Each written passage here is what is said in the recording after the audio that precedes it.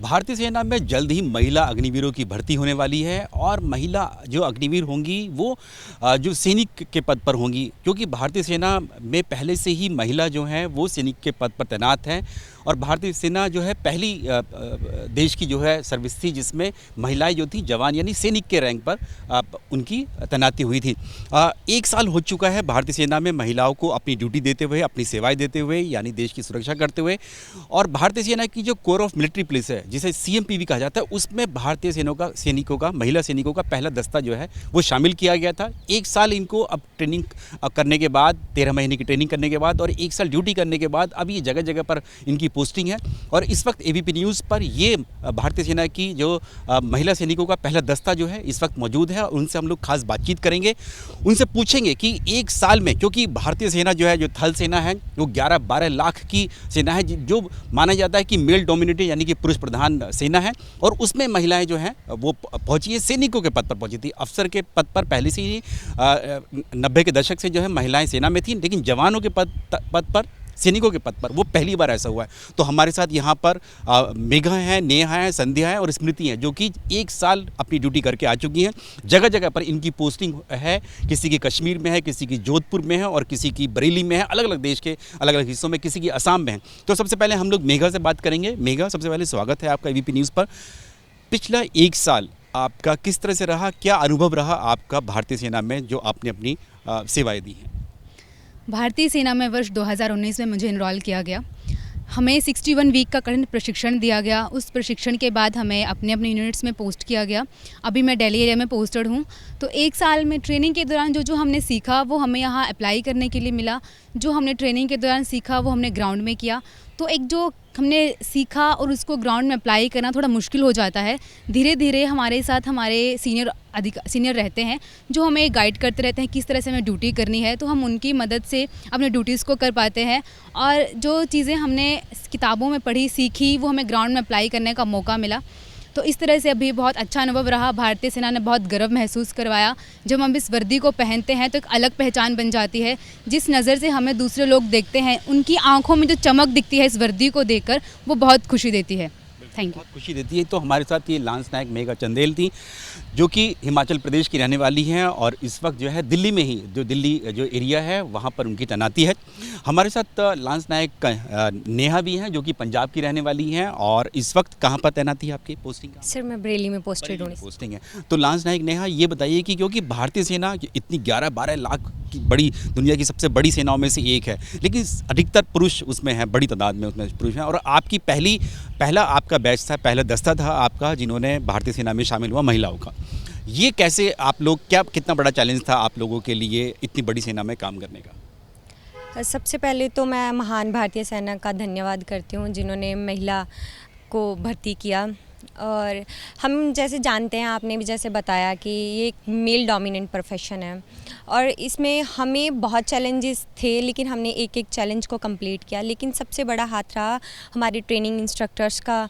हमारी जो भी ट्रेनिंग टीम थी उनका बहुत बड़ा हाथ रहा इसके लिए। उन्होंने शुरू से ही बहुत हमें सपोर्ट किया। एक सपोर्टिंग माहौल क्रिएट किया गया हमारे लिए, जिसके कारण हमने सफलतापूर्वक अपना जो है प्रशिक्षण कंप्लीट किया। और उन्होंने मतलब हमें स्टार्टिंग से ही कुछ ऐसा नहीं लगा कि हाँ मेल डोमिनेंट है, कुछ बायसनेस होगा, नहीं, ऐसा कुछ नहीं था। हमें मेल सैनिकों की तरह ही सपोर्ट किया गया। और जब हम वर्दी पहन लेते हैं तो वो सिर्फ एक सैनिक है, को क्या मेल क्या फीमेल, क्या जाति क्या धर्म, इसके बारे में कुछ नहीं सोचा जाता। उसे एक सैनिक के तरह ही ट्रीट किया जाता है। Thank you. बहुत अच्छा। देखिए ये होता है एक सैनिक कि चाहे वो सैनिक, चाहे पुरुष हो महिला हो, अगर वो यूनिफॉर्म पहन लेता है, वर्दी धारण कर लेता है, तो वो एक सैनिक होता है। फिर उसमें कोई भेदभाव नहीं होता, चाहे फिर वो महिला हो, पुरुष हो, चाहे उसका धर्म क्या हो, जाति क्या हो। हमारे साथ लांस नायक संध्या गुप्ता भी हैं, उनसे बातचीत करेंगे, जो इस वक्त जोधपुर में उनकी तैनाती है, यानी कि पाकिस्तान बॉर्डर पर बहुत करीब तैनात हैं। अब लांस नायक संध्या, ये बताइए कि क्योंकि आप लोग सभी कोर ऑफ मिलिट्री पुलिस में आप लोगों की पोस्टिंग हुई, पहला दस्ता उसी में गया, तो आप लोगों के लिए क्या क्या ड्यूटीज़ आपने पिछले 1 साल में की है? कैंटोनमेंट में हमारी duties traffic control, crowd control, police duty, investigation, checkpost duties आदि विभिन्न प्रकार की ड्यूटियाँ करते हैं, जिससे हम कैंटोनमेंट में अनुशासन और कानून को बनाए रखें। इसलिए CMP को कानून बनाने वाली संस्था के नाम से जाना जाता है। और हमारी ड्यूटीज़ वहाँ पे इम्पोर्टेंट हो जाती है जहाँ पे महिलाएं और बच्चे इन्वॉल्व हों। बिल्कुल, तो जहाँ पर क्योंकि कैंट एरियाज़ में ज़्यादा उनकी पोस्टिंग होती है। हमारे साथ लांस नायक स्मृति भी हैं और स्मृति की जो पोस्टिंग है वो जम्मू कश्मीर में हुई है। तो स्मृति, आप बताइए, क्योंकि जम्मू कश्मीर के बारे में पूरा देश और पूरी दुनिया जानती है कि किस तरह से डिस्टर्ब एरिया है वहाँ पर, और किस तरह से वहाँ पर जो इंसर्जेंसी है, टेररिज्म है, उन सब के बीच में आपकी जो तैनाती, आपकी जो पोस्टिंग हुई, आप किस तरह से देखती हैं अपने पिछला एक साल का कैरियर को? सबसे पहले तो मैं इस संस्था को बहुत बहुत धन्यवाद कहना चाहती हूँ, जिसकी वजह से हमें इस संस्था में आने का मौका मिला। जब कहते हैं फील्ड एरिया में ड्यूटी करने की, तो सबके मन में एक भय पैदा हो जाता है, लेकिन जब मुझे पता चला कि मैं फील्ड एरिया में पोस्टेड हूँ, तो मुझे भय से ज़्यादा खुद एक तरह की अपॉर्चुनिटी लगी, क्योंकि पीस एरिया में ड्यूटी करना तो थोड़ा आसान होता है, लेकिन फील्ड एरिया में थोड़ा मुश्किल इसलिए हो जाता है क्योंकि वहाँ काफ़ी एक्टिव रहना पड़ता है और कभी भी कुछ भी आपके साथ हो सकता है। लेकिन हमें इतनी अच्छे से प्रशिक्षण दी गई है, जिसकी वजह से मैं पूरा खुद पे भरोसा करती हूँ कि मुझे कहीं भी पोस्टिंग मिल जाए तो मैं अपना पूरा अपनी ड्यूटी बहुत अच्छे से करूँगी। वहाँ पे हम ट्रेनिंग के दौरान हमें काफ़ी अच्छे तरह से तो ये बताइए, क्योंकि आप, जैसे कि आपकी जो साथी हैं, उन्होंने कहा कि जब यूनिफॉर्म पहन लेते हैं तो सैनिक ही हैं आप, लेकिन फिर भी जब कश्मीर का नाम आता है तो कहीं से कोई डर थोड़ा बहुत मन में आता है या नहीं? आपको एक सैनिक हैं तो कहीं पर भी जाकर आपको पोस्टिंग हो सकती है, कहीं भी ड्यूटी करने जा सकते हैं? जी बिल्कुल नहीं, डर तो नहीं होता, लेकिन एक तरह की बहुत प्राउडनेस होती है खुद पे, क्योंकि फील्ड एरिया में ड्यूटी करने अपने आप में बहुत ज़्यादा प्राउड फील कराती है, क्योंकि हम अपने पूरे देश की सेवा कर पाते हैं फील्ड एरिया में। पूरी हमारे अच्छी ड्यूटी करने की वजह से पूरी देश आराम से अपने घर में तैनात रहती है, अपने घर में खुश रहती है, सेफ़ रहती है, क्योंकि हम तैनात रहते हैं। तो इसलिए मैं बहुत ज़्यादा प्राउड फील करती हूँ कि मैं फील्ड एरिया में पोस्टेड हूँ। ये होता है, एक सैनिक का जज्बा होता है कि जो उनके लिए, सैनिकों के लिए ये एक गर्व की बात होती है कि उनको जम्मू कश्मीर जैसे इलाकों में, जैसे डिस्टर्ब एरिया में, या फिर यानी कि जो डिस्टर्ब एरिया है, यानी कि जो पीसफुल पोस्टिंग से ज़्यादा एक सैनिक के लिए गर्व की बात होती है कि वो ऐसे एरिया में जाए जहाँ पर उसको चैलेंज मिले, जहाँ चुनौतियाँ हैं उसके सामने। देश के दुश्मन हैं, चाहे वो आतंकियों से लड़ना हो या फिर बॉर्डर पर लड़ना हो, वो उनके लिए होता है। जो महिला जो सैनिकों का दस्ता है वो कोर ऑफ मिलिट्री पुलिस में ज़रूर शामिल हुआ, और पीस टाइम में जो ड्यूटीज़ होती हैं कैंट एरियाज़ में, छावनियाँ में, उनको किस तरह से लॉ एंड ऑर्डर मेंटेन करना है या फिर ट्रैफिक ड्यूटीज़ होती हैं। लेकिन लांस नायक नेहा, क्योंकि हम लोग जानते हैं कि अभी तो पीस टाइम है, लेकिन एक कोर ऑफ मिलिट्री पुलिस की जो मुख्य चार्टर ये भी है कि जब युद्ध होगा, जब वॉर होगी, तो उनकी जिम्मेदारियां बहुत ज़्यादा बढ़ जाती हैं। प्रिजनर्स ऑफ वॉर यानी कि युद्ध बंदी जो होते हैं, जो बंदी होते हैं, उनकी भी उनको देखना होता है। तो वो आप लोगों को वो भी सिखाया गया, क्योंकि हम लोग जानते हैं 1971 के युद्ध में तो भारत ने पाकिस्तान के 93,000 सैनिकों को बंदी बनाया था। तो इस तरह का बड़ा चैलेंज भी आप लोगों के सामने कभी भी आ सकता है।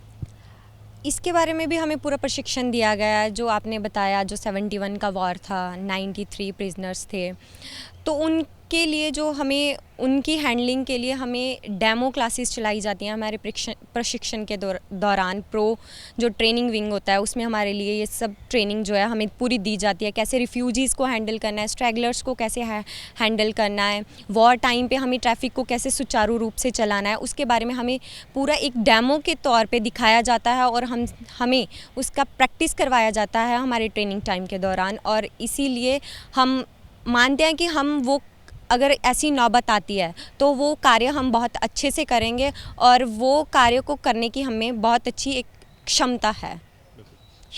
आप लांस नायक संध्या, क्योंकि अब हम लोग जान रहे हैं, क्योंकि आप तो हैं ही हैं, पहला दस्ता आपका था महिलाओं का सैनिकों के पद पर, लेकिन अब हम लोग देख रहे हैं कि जो अग्निवीर में भी महिलाएं आएंगी, तो आप लोग तैयार हैं अपने अग्निवीर साथियों के लिए, उनको वेलकम करने के लिए?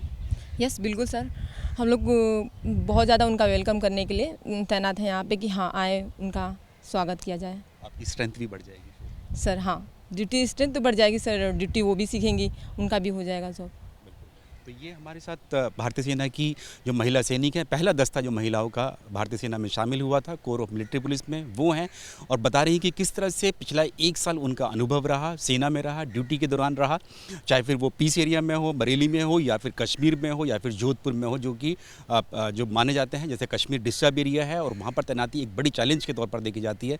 लेकिन हमारे साथ ऐसी महिला सैनिक हैं जो कहती हैं कि इस तरह के एरिया में फील्ड पोस्टिंग जो है उनके लिए गर्व की बात है कि उनको वहाँ पर पोस्टिंग मिली है, क्योंकि ऐसी जगह में जो देश के दुश्मन हैं उनके खिलाफ लड़ना ही एक सैनिक को का धर्म है और सैनिक को सिखाया जाता है। कैमरामैन मनोज त्रिपाठी के साथ नीरज राजपूत, ABP न्यूज़, दिल्ली।